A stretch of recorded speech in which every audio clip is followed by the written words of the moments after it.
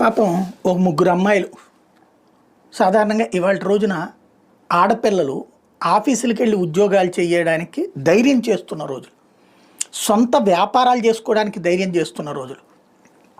ఇదివరకటి పురుషాధిక్య సమాజం నుండి సెల్ఫ్ సఫిషియెంట్గా తయారవ్వాలనుకుంటున్నటువంటి రోజుల్లో ఓ ముగ్గురు అమ్మాయిలు కలిసి ఒక కొత్త కాన్సెప్ట్ కనిపెట్టారు.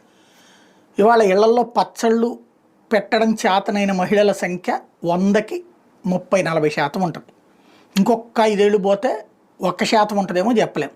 ఇవాళ తల్లులు ఎవరు తమ బిడ్డలకి పచ్చళ్ళు పెట్టడం నేర్పట్లేదు. యూట్యూబ్లో చూసుకుని చేశారంటే కనుక సంకనాగిపోద్ది పచ్చళ్ళు.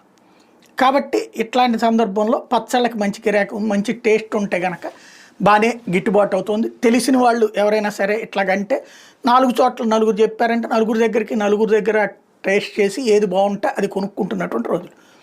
వీళ్ళు ఈ రీల్స్ ద్వారానో దేంట్లోనో